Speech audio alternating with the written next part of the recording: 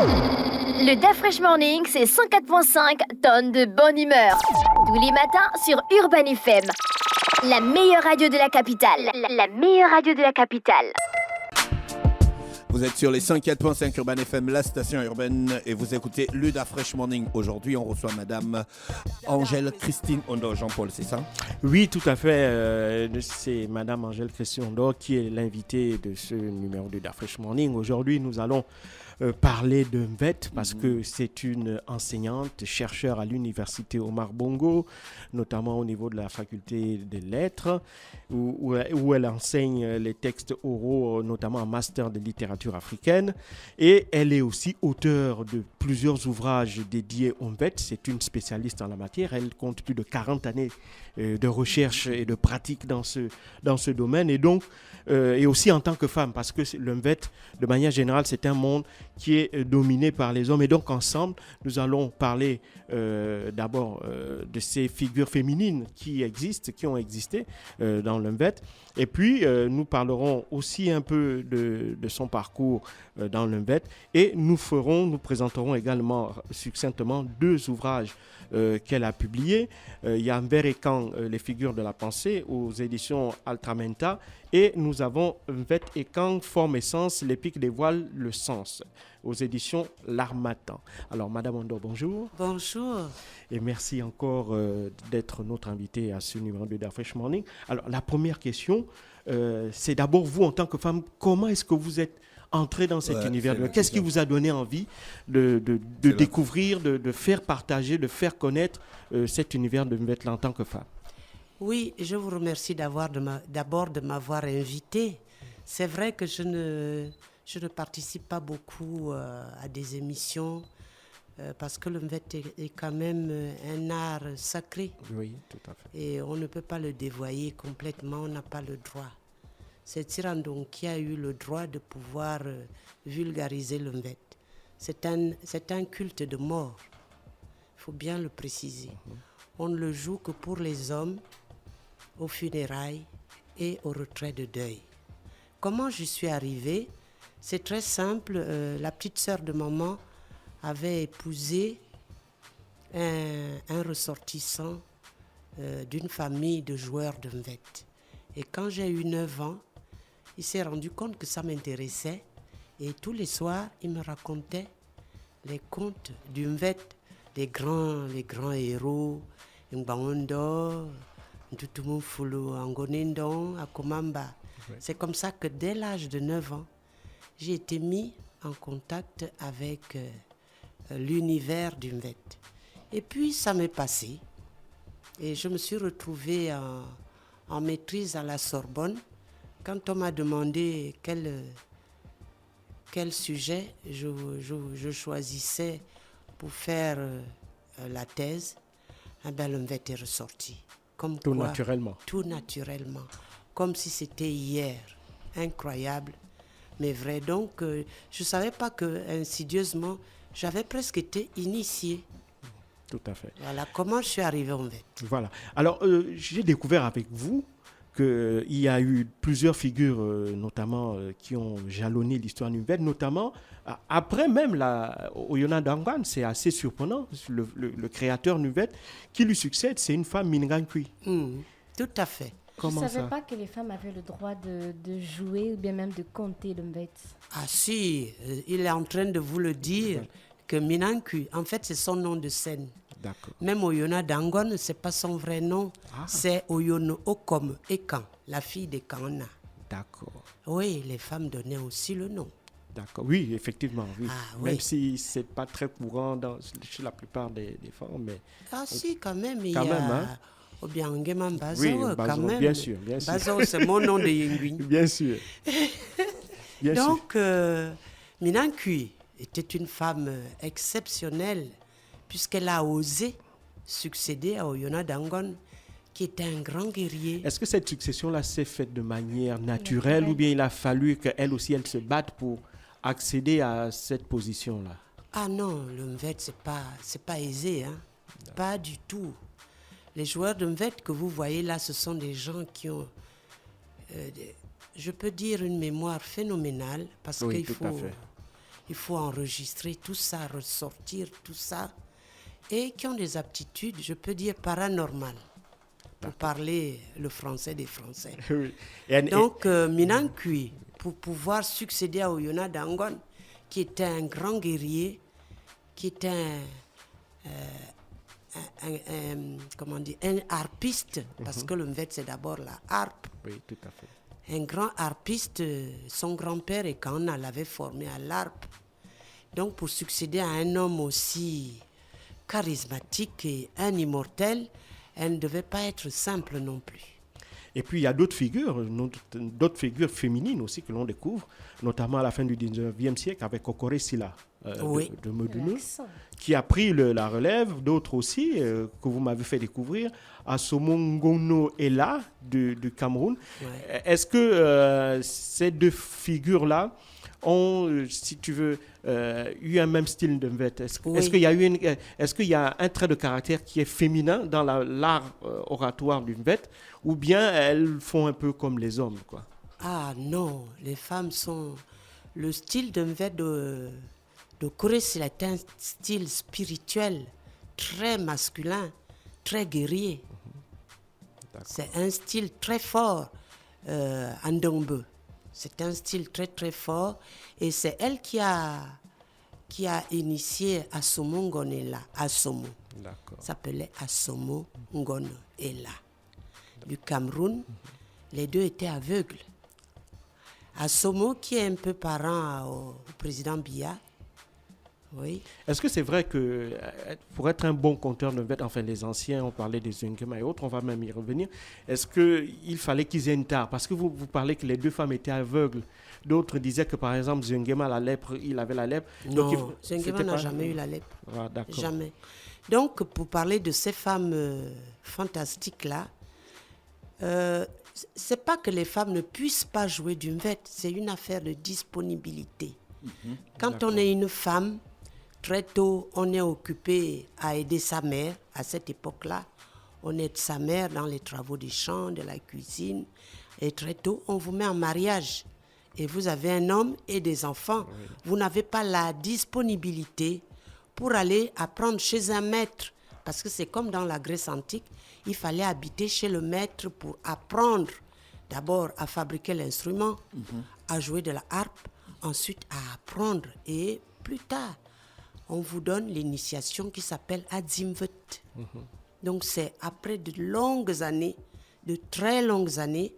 Et donc François me disait, quand nous étions à Paris, que c'est à partir de 50 ans qu'on est réellement un joueur de Mvet. D'accord. Donc, vous voyez un peu de l'adolescence à 50 ans. Donc c'est des décennies même, on peut dire, de formation. Des décennies de formation. Donc Mvomeko, c'était un cas exceptionnel. Oui, Mvomeko, son père était déjà, Ekobi Koro était déjà un conteur de Mvet, dont il a baigné dedans. Mais il est mort parce que le Mvet est sacré. Il ne faut pas enseigner les vices et les passions. Moi, je ne sais que j'ai envie de poser comme question. Quelle était la réaction de vos enseignants quand vous décidez en maîtrise en Sorbonne d'écrire une thèse sur le Mvet? Ils ne connaissent pas le Mvet. Mais pourquoi vous vous obstinez à faire ça? Parce que j'aime ça, c'est ma passion, c'est ma vie, c'est mon héritage que j'ai envie de faire connaître. C'est mon droit. La thèse, c'est un document scientifique. Oui. Quels sont les éléments scientifiques qu'on retrouvait dedans? Est-ce que c'était des éléments concrets ou c'était juste allégorique? Non. Le Mvet est d'abord une épopée. C'est pourquoi le premier livre parle de la forme épique. Pourquoi choisir l'épopée au lieu du conte, la chante-fable, de la joute oratoire? Les écans ont énormément de formes, de styles, de genres pour pouvoir dire quelque chose. Pourquoi choisir la forme épique qui est... Autrefois, on chantait un seul conte pendant 10 jours ou une semaine. Parce qu'on évoque le problème existentiel de l'immortalité.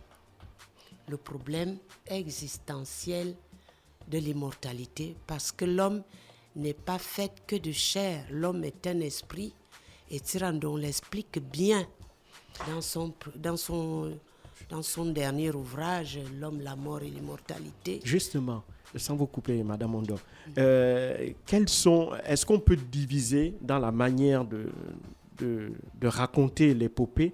Est-ce qu'on peut diviser certains, je discute souvent avec certains qui se penchent sur cette question, ils divisent en 2 branches principalement. On dit une branche de Tirandon et une branche de Zungema. Est-ce que c'est vrai? Non. Ou bien c'est... Non. Tirandon a été initié par Zungema. D'accord. Il a été formé, c'est son père. D'accord. C'est un Yenguin d'Anguia et lui il est Yenguin d'Engongom. Voilà, c'est son oncle. D'accord. Donc c'est normal. Donc François aussi, il n'y a pas un style Zungema, un style... Mais qu'est-ce qui explique par exemple que dans le Mvet, ce sont les membres de la tribu Yenguin qui constituent, si tu veux, quasiment les figures les plus emblématiques de cet art-là? Ah non, il y a des Nkodjeng comme moi. Hein. Oui, il y en a aussi, mais... Il y a des Essabeng, il y a des Efak, il y a de tout. Mais quand même, il y a une prédominance des Yenguin. On ne peut pas le nier. D'accord. Est-ce qu'on peut se prévaloir, ça c'est la question qu'on a dans la famille, la nouvelle génération, est-ce qu'on peut se prévaloir d'une vête pour se mouvoir dans la société actuelle? Oui, le Mvet t'apprend des principes, le Mvet t'apprend des vertus. Pourquoi ça a l'air si abstrait alors? Mais parce que vous avez perdu tout ce qui était dans le Mvet, à savoir les rites. Les rites, le melan, vous ne l'avez plus. Oui, tout à fait. Le sceau, vous ne l'avez plus. Les 6, vous ne l'avez plus. Le ngui, vous ne l'avez plus. Enfin, il y a énormément de rites. Vous êtes maintenant chrétien. Vous dites que tout ça, c'est de la sauvagerie. C'est de la sorcellerie. C'est de la sorcellerie. Comment voulez-vous encore comprendre ce qui est enseigné dans le Mvet? Parce que le Mvet, comme disent les vieux, a ne mamiyangun omos, c'est-à-dire les enseignements du sanctuaire la journée. Mamangun omos. Omos, c'est la journée. Ngun, c'est le sanctuaire du Biri, du Mélan. Vous ne connaissez plus. Alors, vous ne pouvez pas comprendre ce qu'il y a dans le Mvet. Retournez, vous faire initier. Vous transcrivez ça, vous mettez ça dans des livres. Oui, moi, je parle de ce qui peut être dit. Tout ne peut pas être dit, malheureusement, parce que... Non, c'est un culte de mort. C'est un rite sacré. Si vous n'êtes pas initié, vous ne pouvez ni écrire, ni en parler. D'accord. Mais donc, pour bien, si je vous suis bien, pour bien comprendre la quintessence même d'une bête, il faut donc passer obligatoirement par ces rites qui malheureusement ont disparu aujourd'hui. Ils n'ont pas disparu. Ils n'ont pas disparu. Oui, ils sont plus discrets. Ils n'ont pas disparu. D'accord. Vous allez, Biya, pour ne parler que de lui, il est Nomengi. D'accord. Nomengi, c'est le chef suprême d'Engi. On ne peut pas avoir un Nomengi sans qu'il y ait du Ngi. Donc ces rites existent encore, oui, mais sont discrets. moins visibles. D'accord. Donc si vous voulez vous initier au Melan, demandez aux anciens de votre tribu. Mais aujourd'hui aussi, à la différence, moi je me rappelle, nos enfants, nous sommes des quarantenaires à peu près, on constate qu'il y a de moins en moins de compteurs chez nous aussi. Est-ce que cette discrétion ou cette faible visibilité des rites et autres entraîne une espèce de, je dirais pas, en fait, entraîne... une disparition des joueurs de Mvet. Exactement. Est-ce que ça n'existe pas? Oui. Il y a d'abord le Mvet, comme je vous disais, est un art extrêmement difficile qui demande énormément de sacrifices. Les joueurs de Mvet n'arrêtent de le dire que mais oui, Tom Mvet, c'est-à-dire je vais mourir à cause du Mvet. Ça demande énormément de sacrifices. D'abord, l'enseignement est difficile, comme je vous disais, et l'art lui-même aussi est très difficile. Parce que tous les funérailles, toutes les funérailles, c'est vous qui les célébrez. Oui. Tous les retraits de deuil, c'est vous qui les célébrez. Aujourd'hui, avec l'école, il faut le dire, l'éducation occidentale, de type occidental, a détruit tout ça. La religion importée a détruit tout ça. Donc aujourd'hui, si vous faites du Mvet, d'abord on vous dit que vous êtes un sorcier. Oui. Il faut déjà pouvoir supporter cette image de sorcellerie. Ensuite, il faut pouvoir accepté d'aller apprendre chez un maître pendant de longues années. C'est ce qui fait que de plus en plus de jeunes ne s'adonnent pas au Mvet. Mais en ce moment, quand même, aller au cocotier, au retrouvailles chez nous, vous allez écouter le Mvet. Des petits jeunes qui s'adonnent au Mvet. Est-ce qu'aujourd'hui, il y a encore de grands maîtres de Mvet? Peut-être qu'on ne voit pas au Gabon, mais au Cameroun, en Guinée équatoriale. Est-ce qu'il y a encore des figures vraiment emblématiques du Mvet qui existent aujourd'hui, là, en 2022? Ou bien eux aussi ont du mal à trouver des personnes auxquelles ils vont transmettre tout ce savoir-là? Comme je vous disais, les deux freins, c'est d'abord l'absence des rites, la disparition des rites, ensuite l'éducation de type occidental qui freine. La question que vous posez est réelle parce que les grands maîtres, si vous voyez au commencement était le verbe, le documentaire de Abessol Minko, qui est mort malheureusement et qui a été fait par le Sénassi, tous ces grands maîtres sont morts en l'an 2000. Le Mvet, depuis des millénaires, le Mvet disparaît et reparaît. En ce moment, on est vraiment au creux de la vague. C'est pourquoi Tirandon, voyant cela arriver, avait commencé à écrire. A commencé à écrire pour préserver, pour sauvegarder. Malheureusement, tout le monde s'en approprie sans vraiment le comprendre. Mais ce n'est pas grave.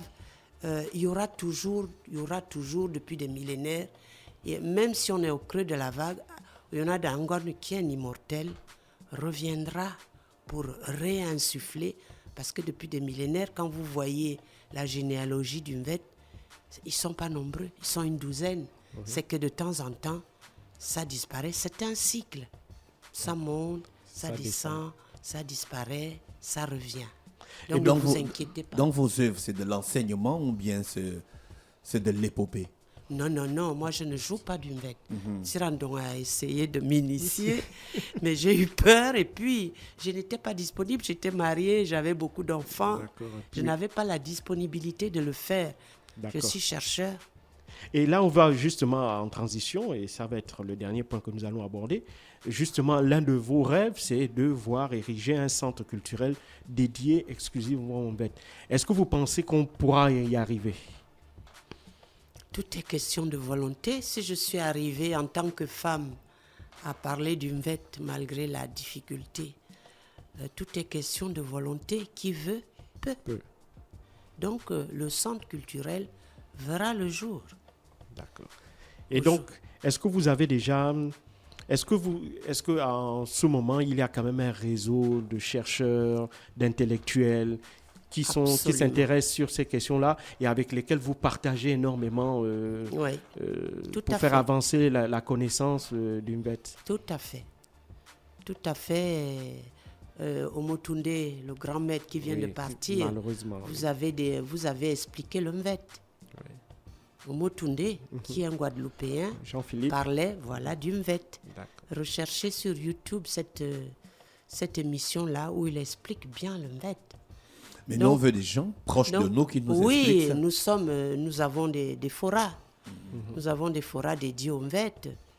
Je pourrais vous donner des adresses. Avec plaisir. Oui, nous avons des forats à Dimeg, nous avons une association de 10 heures de Mvet. Pour l'instant, au Gabon, ils sont une dizaine. En Guinée équatoriale, il y a le fils de Eyimandong, Simei, qui joue du Mvet. Il y a Owonomba, qui était au Gabon, qui est reparti en Guinée équatoriale, qui joue du Mvet. Au Cameroun, eux, ils font surtout du Mvet historique. Par exemple, pour l'intronisation de Biya, comme Nomungi, Zuela a créé un Mvet uniquement à cet événement. Pour cet événement grandiose, unique, et qui va à l'encontre de la vision religieuse. Bien entendu. Voilà. Occidentale. Donc, il y a Zuela qui joue du Mvet. Il parle de Dengong, Il parle d'Ngon. Là, il vient de sortir un poème sur Ndendong, Oui. en disant que les fils d'Afirkara traversent la mer pour aller mourir et chaque fois qu'ils reviennent, ils sont dans des cercueils au lieu de rester chez eux à développer leur pays. Pourquoi vous allez mourir dans la Méditerranée alors que votre pays regorge de richesses? C'est l'Mvet historique. C'est pas l'Mvet spirituel de Ekan. Merci Madame Angèle Christine Ondor. Je reviens encore pour dire que 2 de ces ouvrages sont disponibles. Il s'agit de Mberekan, Les figures de pensée, aux éditions Altramenta. Et on a Mberekan, Forme et sens, l'épique dévoile le sens. Merci de nous avoir fait l'honneur d'être avec nous dans ce numéro. Et nous espérons encore avoir la possibilité dans le futur, parce que je sais que vous avez un ouvrage qui est en préparation encore, qui devra sortir sur les femmes. Exactement l'année prochaine. Donc dès que cet ouvrage sera disponible, nous nous ferons une joie de vous accueillir encore une fois. C'est pas l'année prochaine. Un ouvrage comme ça demande 6 à 8 ans de travail. D'accord. Parce que c'est un ouvrage scientifique. Oui. Donc C'est pas, je raconte pas ma vie, je démontre. Tout à fait. Donc, on espère qu'on aura la possibilité d'être encore là. Si Dieu le veut. Parler, de discuter avec vous. Madame Ando, nous serons encore là. C'est moi, parce que regarde, Omotunde vient de partir. Oui, c'est vraiment. Vraiment, je rends hommage à Omotunde. C'est un grand maître qui a sauvé l'Afrique. Tout à fait. Vous ne pouvez pas imaginer remettre l'Afrique au centre du développement humain, au centre de l'histoire, parce qu'on avait gommé l'histoire de l'Afrique. Gommé complètement. Tout à fait. Et là... Voilà. Merci, je rappelle qu'on recevait Madame Angèle Christine Ondo qui est avec nous ce matin pour parler de culture avec Jean-Paul. Restez connectés, on se retrouve juste après pour l'horoscope des auditeurs. Le DAF Fresh Morning, c'est 104.5 tonnes de bonne humeur. Tous les matins sur Urban FM. La meilleure radio de la capitale. La meilleure radio de la capitale.